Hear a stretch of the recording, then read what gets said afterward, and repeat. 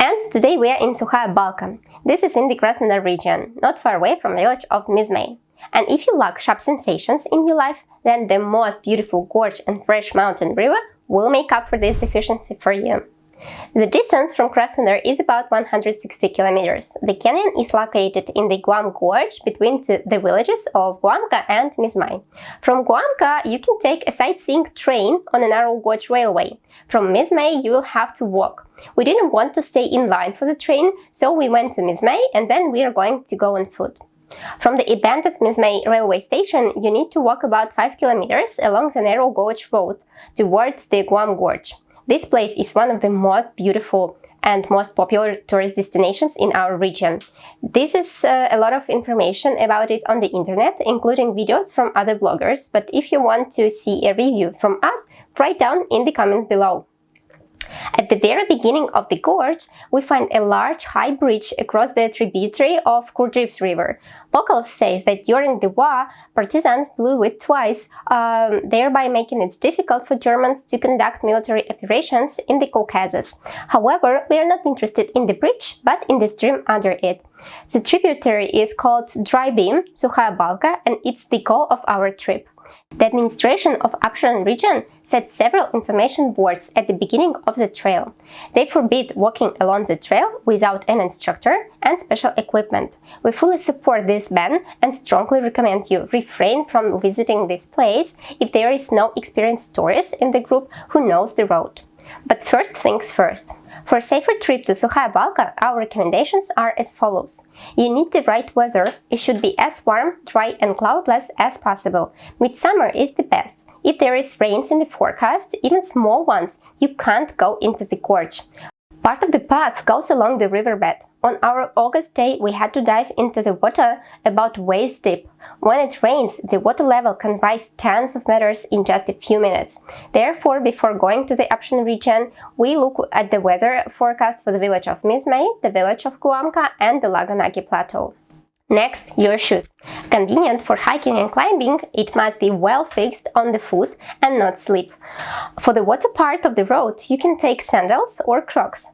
Personally, I didn't change my shoes before diving and walked all the day in the mountain woods, but in the evening in the car I had dry clothes and shoes to change. One of our friends went to the beam in sports sandals for tourism. They were comfortable on the rocks and performed well in the river, but on the way back the velcro got wet and the sandals became loose on the foot. The kind nearly fell off the cliff. Be careful when choosing shoes, it's really important. As for the other clothes and equipment, you need to dress according to the weather, while keeping in mind that it is always colder in the gorge by 10-12 degrees than at the beginning of the road, and the water in the river is very cold, even in summer.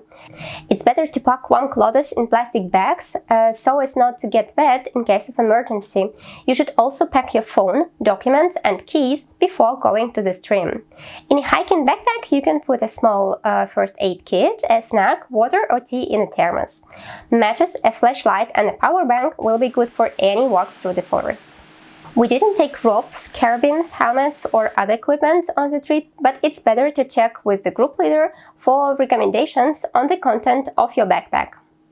Before traveling to the gorge, warn relatives or friends about where you are going, what route you have, and time of your return. It's even better to register the group with the Ministry of Emergency Situations. If you don't get in touch at the agreed time, the professionals will take care of your search.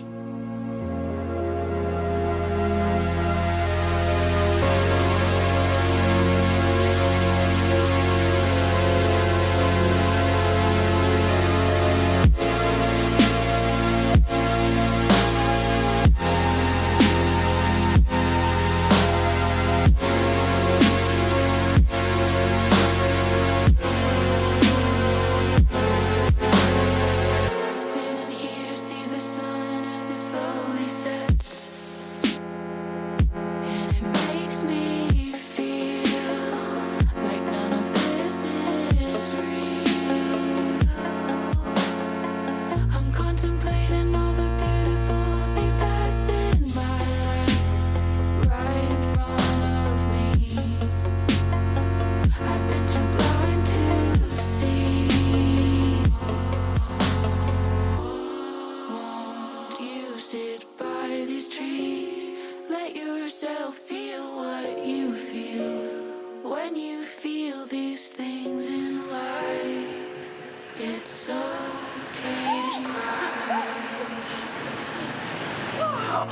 Пипец, как холодно!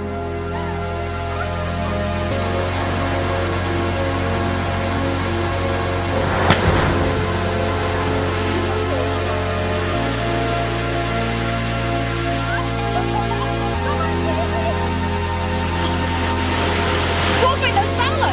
Нет. Бегу на кофе.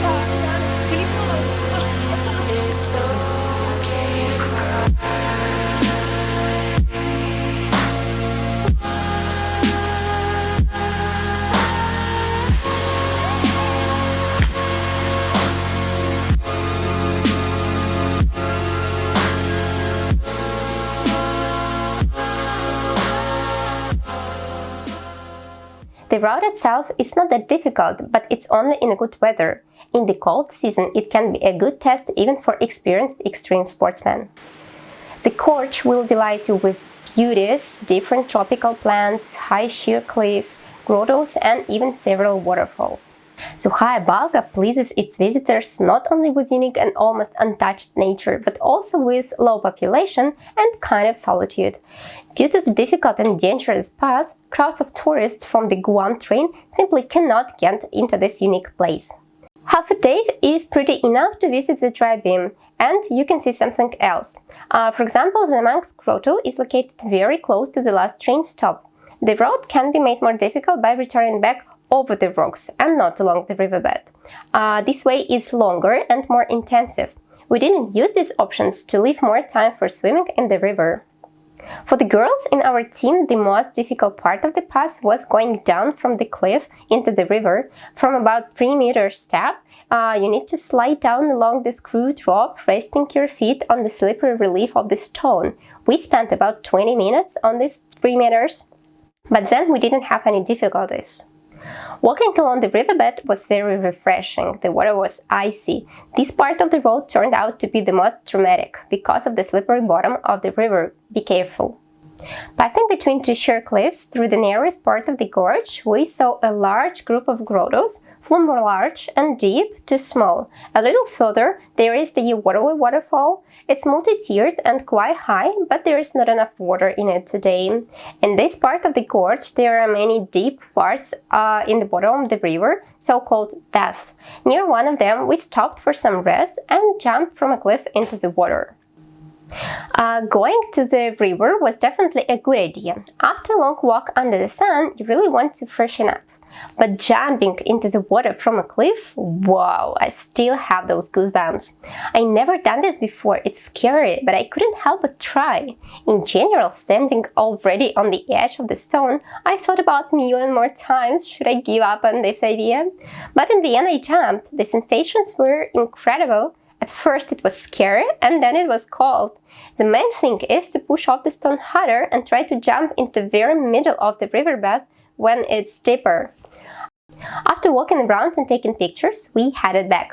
We passed the difficult part of the way to the narrow gauge railway quite quickly. One might say it was on adrenaline. But having stepped onto a wide and simple road, we slowed down. We were really tired. It's good that we limited ourselves to the basic part of the route, since we approached the car park with the last rays of the sun.